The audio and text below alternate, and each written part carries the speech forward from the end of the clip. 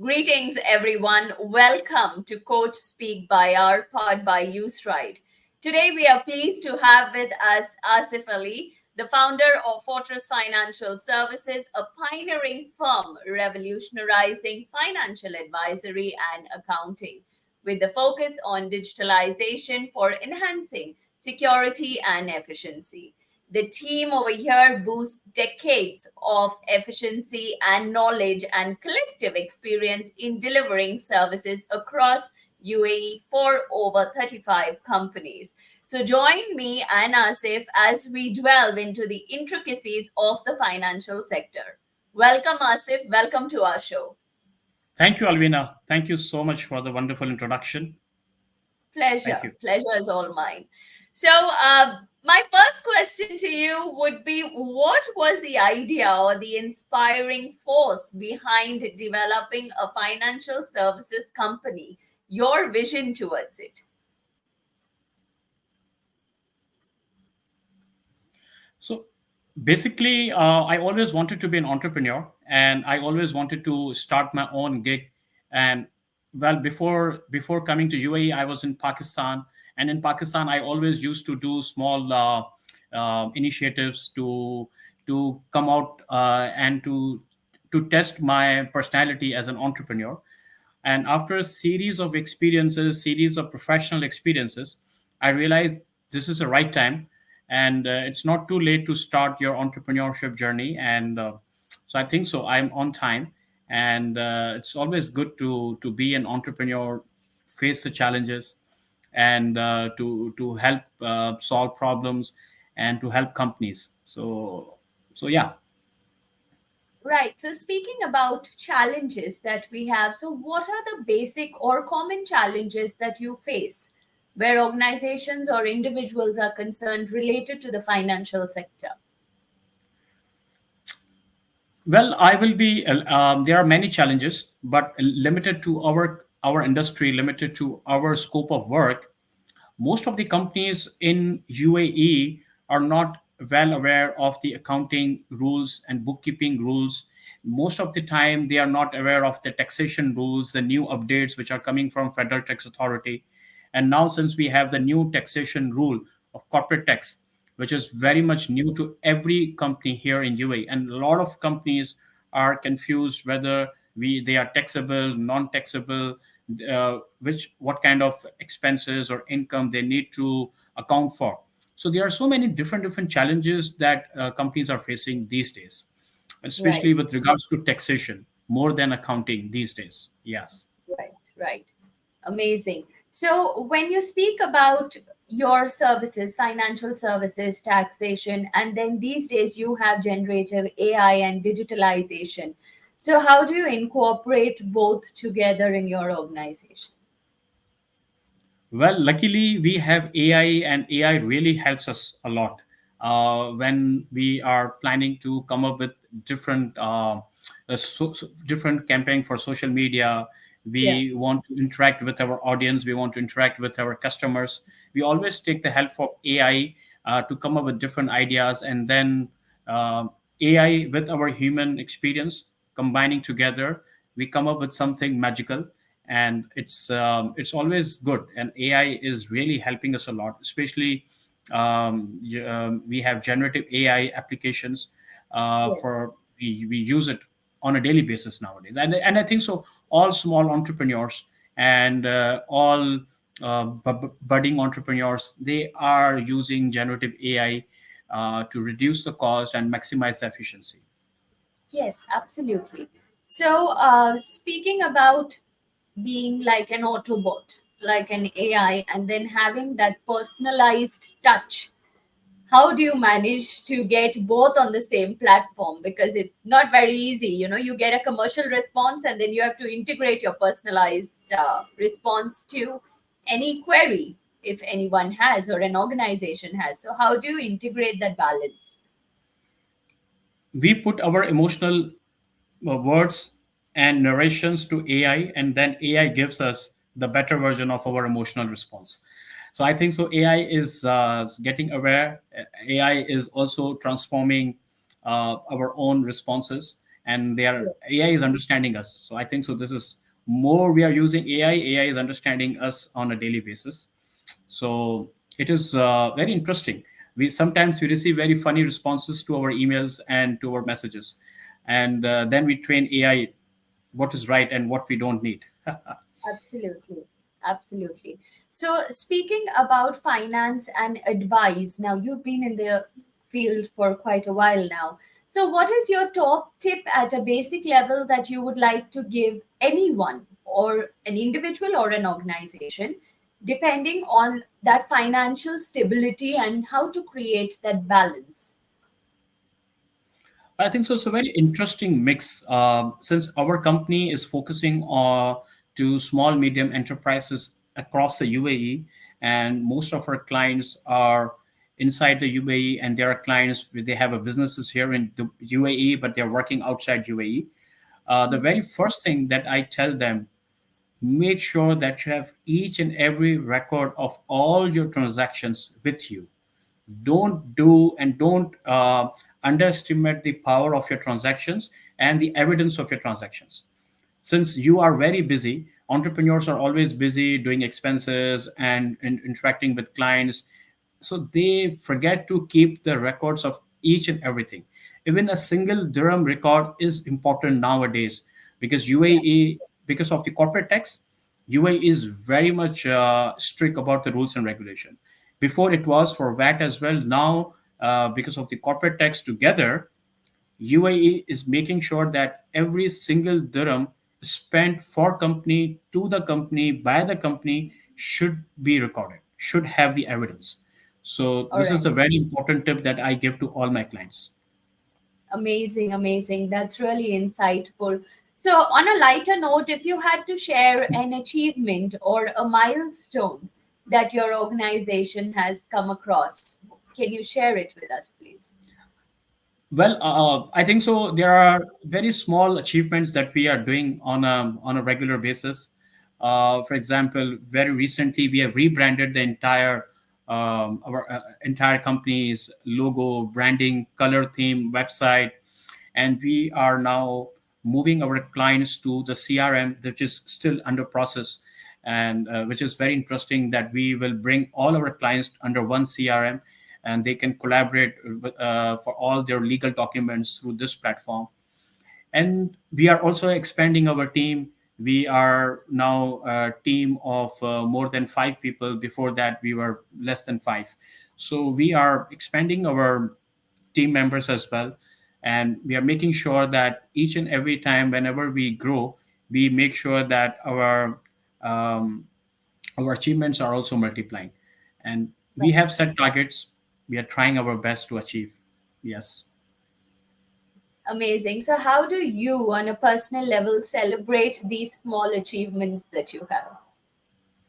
My team is always excited to receive it, some kind of cash bonus. All the time we do something, and for me, I treat myself with a good lunch, dinner, food, and especially with my family, I go out on vacation, to take a small vacation to to refresh myself, to come back with more energy. Yes. So I think so these Amazing. things help us. Great. Of course, they help us bounce back and come back refreshed for Correct. more energy to deliver more and to be more More. productive. Yes. Yes. Yes. So, when you speak about ongoing education, now learning something as small as generative AI, which is the landscape these days. So, everything is an ongoing process where you are learning professionally or at a personal level. So, what is your take on the quality of service that you provide and the importance of ongoing learning? Well, I always believe that, Alvina, ours, our our team is our product, and our product should be well versed with the entire service mindset, because we are in the service industry, and service industry will not work if you're not updated with the current challenges, with the current new events which are happening around you. And you should improve on a daily basis, because you're talking all the time, you're talking to humans, you're not interacting with technology, because you're in the service industry. You need to make sure that you understand the client's emotions, their own tantrums, their own requirements, the needs. And we also need to make sure that what exactly the client's expectations are. So in order to fulfill the expectations and understand the needs, we have to understand what what we need to do. So first of all, we need to make sure that we are all updated with the UAE rules and regulations, Yeah. the updated accounting principles, new technologies which can help us improve the efficiency. We need to make sure that our team is also undergoing with the continuous learning through different webinars, short courses. And I always encourage my team to set aside some time for a continuous learning, for individual learning as well.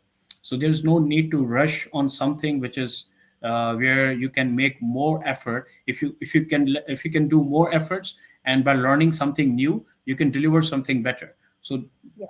you know I encourage my team not to have a routine task every day. Come out, have certain level of learning mindset for you. It will help, eventually it will help your clients. Eventually it helps the clients. Absolutely, couldn't agree more. So, when you speak about learning and when you speak about self development and improvement for your team, as an organization, what are the trainings that you have conducted for your team and how did you see the improvement in them? Interestingly, I'm also coming from a training and learning and development background. I've delivered a lot of training before becoming an entrepreneur. I myself was working for an organization where I was leading the training product for almost all channel partners. So I always loved, and I love the concept of training, because training gives you a lot of new ways to think and explore your and challenge your status quo of your knowledge and what you Yeah. know exactly. So I encourage my team. So every day we have sessions. We discuss about the new things which are going on in the UAE. We make sure that we read about the new updates, and I also make sure that I train them in the most easiest way to my team members, because I'm coming from a training background. So I value the concept of training. So if my team members understand in the most easiest way, eventually it will help my clients to understand in the easiest way, because it comes Yes. from me, then it comes to my team, and then the team translates the same to our clients. So it's a circle. So Yeah. if I am delivering the training in the right way, my clients will also understand things in the right way. Absolutely, absolutely. Couldn't agree more. So, on a lighter note, how is your calendar for 2024 and what are your key initiatives that you are taking up in the next quarter? Yes, I first of all, from commercial point of view, I need to make sure that we increase the number of clients. We come up with a solution where we get more clients in order to uh, help my company's financial growth. Since we are in the financial industry, our company's financial goals are very important at very first, and this is our main plan. We have certain number of targets that we need to achieve in the next few months. Secondly, we have a plan to increase the team members. So this is also part two. Part three, we have the yearly plans that we are working on it. We have started to work on it since January, and it's bit it's going slow because of the recent holidays and the Eid holidays, and then there are few things which hampered our daily targets. But yes, from a yearly perspective, I think so we are on time, and definitely we will achieve our targets. We have targets to to have at least an other office outside Dubai as well. So this is also Very, another target that we have. very nice. All the best for the Thank you so much. targets and all the achievements that are lined up for 2024 and hope you Thank get you. all the success. So, if we speak about goals and financial goals of individuals, now we spoke of financial goals of organizations. So, for an individual, like me, what should my financial goal be, or what is the tip or the suggestion or advice that you would like to give? We always, this is a very common mentality of individuals, and it's what I try to implement the same, and I try to implement in my family as well. Whenever we earn something, we start deducting the expenses, and then whatever is left is goes to savings. I think Hmm. so. In my perspective, this is my perspective. This is a wrong concept. This is Everyone has its own perspective. Whenever we earn, we should have fixed percentage of that income should go to savings. Okay. Whatever is left, we should do our expenses. There are fixed expenses which we know already, which we Yeah. cannot deny, but there Yeah. there is a percentage to your income should go to your savings. So for example, if your income is 100 dirhams in a month, just to give you a figure, Yeah. 100 dirhams in a month, then if you have a calculation that 20% should go to savings, immediately take that 20%, this 20 dirham, and put it in your savings.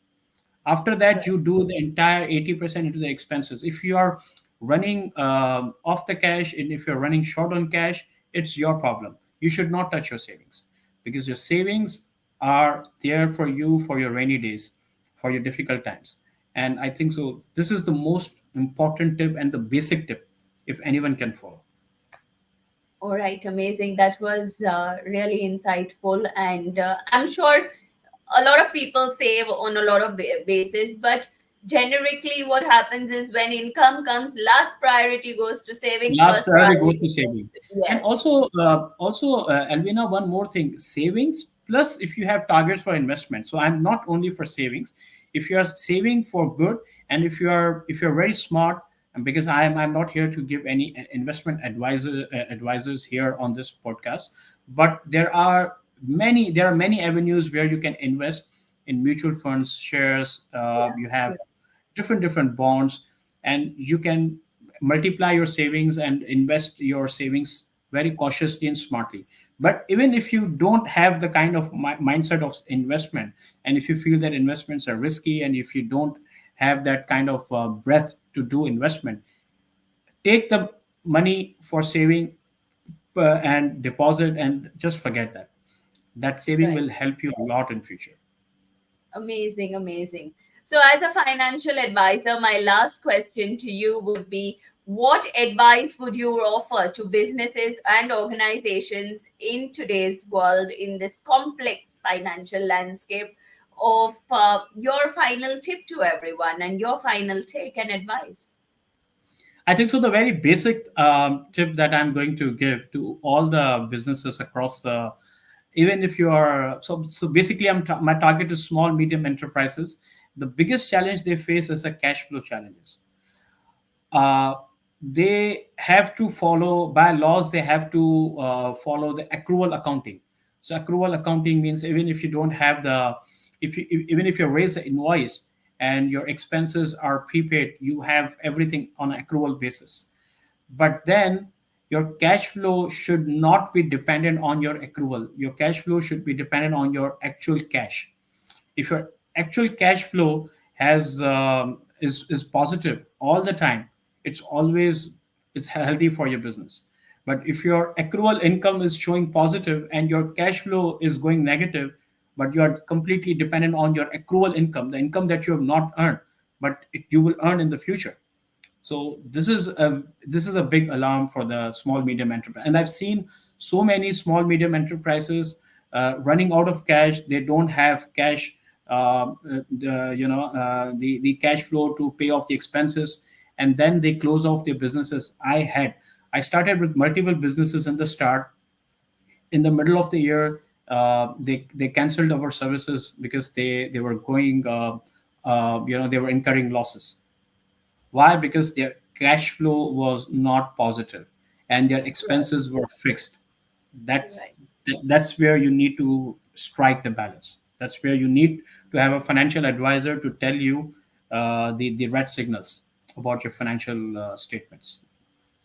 Amazing. That was really insightful and really good wisdom that you shared with a lot of people who can at least have that at the back of their mind where their businesses are concerned, Yes, especially yes, when yes, cash flow is concerned.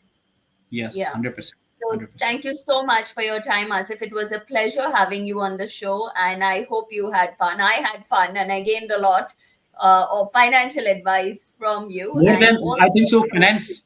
finance. More than fun, I think so. Finance is always a very, it's not that fun. Mostly we take accounting and finance in the most boring way. But I think so, through these podcasts, through these interesting topics, I come up with small, small tips and make these podcasts interesting for people to understand. And it's a very good learning for me. And thank you so much, Alvina, for having me in your show. Pleasure. And wonderful, I had a wonderful time. Thank you so much. Thanks, Asif. All the best for your future endeavors. Thank Thank you you. so much. You too. Thank you so much. Thank you.